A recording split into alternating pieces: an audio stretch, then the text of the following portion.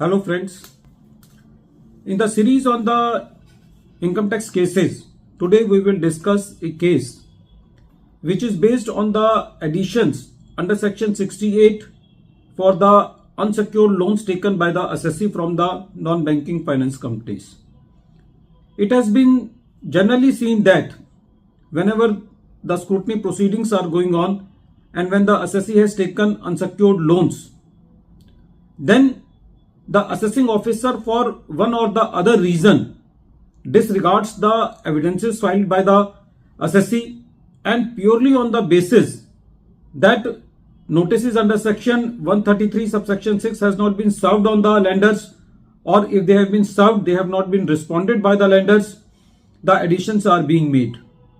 Additions are also made on the basis that the directors of the lender company have not been produced for their statement, and the whole basis of addition is made on the basis of presumptions and not on the basis of rebuttal of evidences filed by the assessee.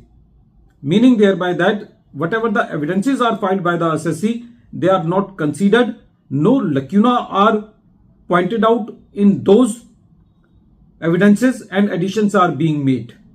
So whether these type of additions should sustain, this issue has been taken up by Delhi ITAT F bench in the case of Deputy Commissioner of Income Tax Circle 20 Circle 1 versus Pragyavan Technologies Private Limited. This case is reported in 116 ITR Tribunal Short Notes 9 and the date of the judgment is 10th October 2024. The present case relates to the assessment year 16-17. The case of the assessee was taken up for scrutiny on the basis that the assessee has taken some unsecured loans from lenders who have not filed their returns. The amount of the unsecured loans was 2 crore. During the assessment proceedings, the assessing officer issued notices under section 133 subsection 6 to those lenders. The notice to one lender was not served on him, and the two parties didn't respond to those notices. To verify further, the assessing officer issued a commission under section 131 subsection 1 clause D to the Director of Income Tax Investigation. Deputy Director of Income Tax submitted that the parties do not exist and they are fake parties, they are paper companies, and his report was and according to that report, all the companies were Calcutta based, and accordingly the assessing officer based on this investigation report made the additions. When the matter came before the CIT appeal, the contention of the assessee was that the investigation report was not produced in the income tax order, or the contents of the investigation report was not there in the assessment order, or the assessee was not confronted with that report. The assessee has submitted all the documents including bank statement, balance sheet of the lenders to substantiate their genuineness, credit worthiness and identity.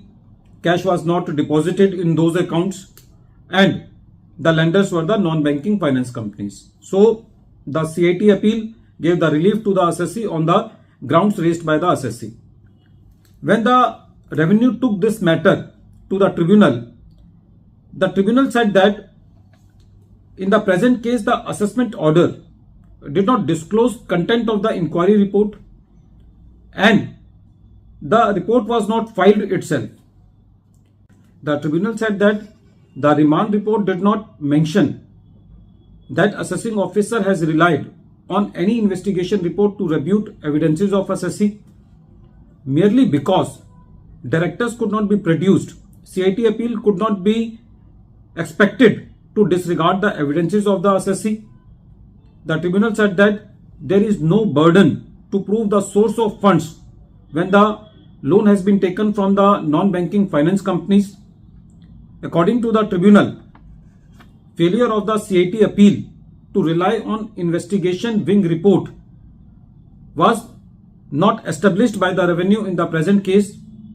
The tribunal said that assessing officer allegation was based on remand report and not by rebuttal in any form of the evidences filed by the assessee.